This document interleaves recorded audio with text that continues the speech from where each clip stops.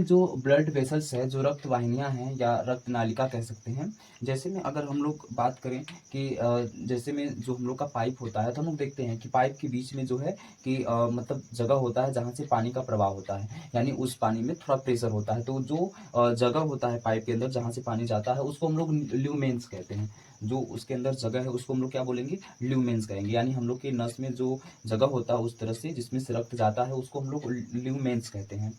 अब यदि हम लोग बात करें धमनी, धमनी यानी इसको हम लोग आर्टरी कहते हैं, सिरा को वेन्स कहते हैं। सिरा को क्या बोलते हैं? वेन बोलते हैं, और धमनी को आर्टरी बोलते हैं। जैसे में ये जो धमनी होता है, तो धमनी का जो एक तरह से जो डिफिनेशन है वो इसका यही डिफिनेशन है कि धमनी क्या करता है कि रक्त को हृदय से बॉडी की ओर, मतलब हार्ट से बॉडी की तरफ लेकर के जाता है। यानी कि धमनी का काम क्या है?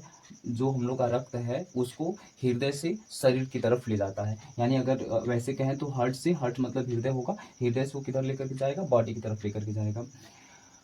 और इसके बाद में जब हमारा रक्त हृदय से जब पूरी बॉडी के अंदर जाता है, पूरे शरीर के अंदर, मतलब हृदय से पूरी हम लोग के अगर बॉडी के अंदर जाता है तो वो बहुत प्रेस के साथ जाता है, बहुत तेजी के साथ जाता है।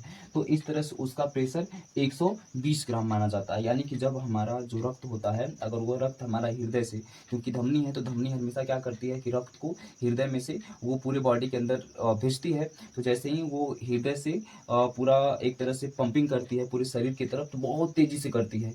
तो उसका स्पीड कितना होता है? 120। कितना होता है? 120 होता है। और फिर गहराई पर और नो वाल्व, मतलब क्या होता है कि जैसे में जहाँ पर स्पीड हो, यानी कि जब रक्त हमारा स्पीड में जाता है, तो इसकी जो नसें हैं, जो धमनी है, इसकी नसें बहुत मतलब अंदर होती हैं, मतलब हम लोग के बहुत शरीर में बहुत गहराई पर पाई जाती हैं। क्यों? क्योंकि उसमें प्रेशर होता है। और इसके लिए बाद अगर हम लोग चौथा समझें कि इसकी जो मतलब है, वो जो धमनी होती है वो मोटा होती है। मोटा क्यों होती है? क्योंकि जैसे में पूरा प्रेशर होता है, अगर मोटा नहीं होगा तो अगर त्वचा के ऊपर होगा तो प्रेशर होने के कारण वो त्वचा को एक तरह से फाड़ करके बाहर निकल सकती है। तो इस तरह से जो धमनी होती है, तो धमनी कैसी होती है? मोटी होती है। और उसका रंग कैसा होता है? लाल होता है। रंग कैसा होता है? लाल होता है। और उसमें कौन सा रक्त बहता है? शुद्ध रक्त, ऑक्सीजन के साथ। यानी कि जो शुद्ध रक्त होता है उसमें ऑक्सीजन होता है, उसमें केवल क्या होता है? ऑक्सीजन होता है, कार्बन डाइऑक्साइड नहीं होता है। फिर उसमें एक हम लोग का अपवाद माना जाता है फुफ्फुस धमनी, यानी जिसको हम लोग महाधमनी कहते हैं या पल्मोनरी धमनी कहते हैं। उसको हम लोग फुफ्फुस धमनी या फिर क्या बोलते हैं? पल्मोनरी धमनी। इसमें क्या होता है कि इसको हम लोग मानते हैं कि ये अशुद्ध खून को लेकर के जाती है, लेकिन ऐसा नहीं। जैसे पहले क्या होता है कि पहले जो हम लोग का रक्त होता है, पहले रक्त हमारा हृदय में होता है, लेकिन जब वो हृदय में होता है तो वो उस समय ऑक्सीजन उसके पास नहीं होता, तो वो ऑक्सीजन लेने के लिए कहाँ जाता है? गलफड़े के पास। तो गलफड़े में जाएगा तो वहाँ से ऑक्सीजन लेकर के फिर लौटता है हृदय की तरफ, फिर हृदय से इसकी पंपिंग होती है शरीर की तरफ। तो उस समय जब जब वो हृदय से फेफड़े की तरफ जाता है, तो जो नस जाती है तो उसी का नाम हम लोग का फुफ्फुस धमनी है या पल्मोनरी धमनी है। अब इसके लिए बाद हम लोग बात करते हैं सिरा, यानी कि वेन्स। सिरा यानी वेन्स। सिरा क्या काम है कि ये रक्त को ये बॉडी से, यानी कि बॉडी से कहाँ लेकर के आती है? हृदय की तरफ लेकर के आती है। यानी सिरा क्या करती है? पूरे बॉडी में से, यानी कि बॉडी में से खून कहाँ आएगा? हृदय में आएगा। कहाँ आएगा? हृदय में आएगा। फिर इसका प्रेशर क्या हो जाता है?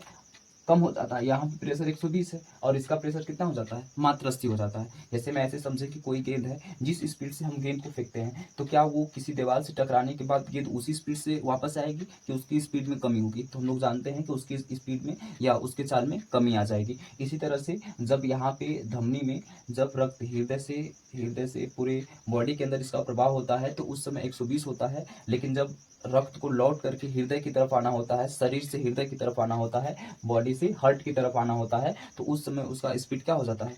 कम हो जाता है। और त्वचा के नीचे वाल्व लगे होते हैं, मतलब हम लोग जानते हैं कि वाल्व, त्वचा के जो नीचे होते हैं वो वाल्व होते हैं। वाल्व मतलब क्या हो गया कि जैसे में कोई भी चीज़ एक बार गई तो दोबारा फिर उस रास्ते से नहीं आ पाएगी। जैसे हम लोग अपने साइकिल में जब हम लोग पंप करते हैं, हवा भरते हैं, तो हवा तो भर देते हैं लेकिन उसमें से हवा नहीं निकल पाता है। क्यों? क्योंकि वाल्व लगाए रहते हैं। तो ठीक उसी प्रकार से एक तरह से जो सिरा होती है, तो सिरा में हम लोग का क्या होता है? वाल्व होता है। क्या होता है? वाल्व होता है। फिर ये कैसा होता है? पतला होता है। रंग उसका कैसा होता है? नीला। रंग कैसा होता है? नीला होता है। और ये अशुद्ध रक्त होता है, यानी उसमें कार्बन डाइऑक्साइड की मात्रा क्या होती है? मिली होती है। लेकिन अपवाद में फुफ्फुस सिरा को लिया जाता है। ठीक है, फिर से समझते हैं। हम लोग को समझना है रक्त, जय हिंद। हम लोग को समझना है रक्त परिसंचरण, यानी हम लोग रक्त परिसंचरण के बारे में समझने वाले हैं। ये जो रक्त परिसंचरण है तो इसको हम लोग बोलते हैं ब्लड सर्कुलेशन। ब्लड सर्कुलेशन 3 तरह का होता है, इसके बारे में विलियम हार्वे ने बताया था।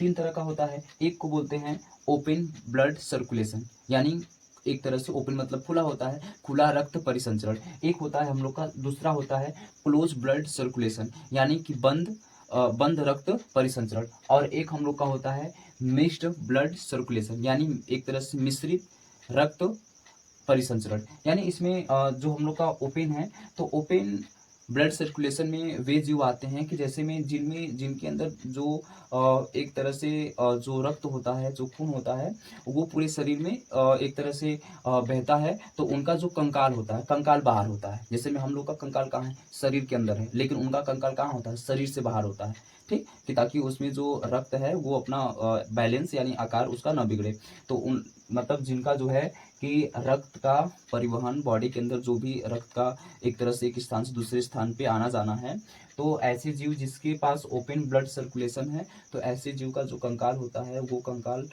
शरीर के बाहर होता है। और ऐसे जीव में जैसे में हम लोग घेंगा कह सकते हैं, और एक तरह तिलचट्टा को भी कह सकते हैं। फिर इसके बाद में अगर हम लोग बात करें क्लोज ब्लड सर्कुलेशन में, तो क्लोज ब्लड सर्कुलेशन में मानव आ जाते हैं। ठीक है, इसी तरह से अन्य भी जीव आ जाते हैं। तो इसमें क्या होता है कि हम लोग का जो कंकाल होता है वो शरीर के अंदर होता है, मतलब उसके ऊपर हम लोग का मांस मज्जा होगा, फिर त्वचा होता है। तो इस तरह से तो उसमें जो जिस तरह से रक्त का प्रवाह होता है, वह रक्त हम लोग का क्लोज ब्लड सर्कुलेशन है।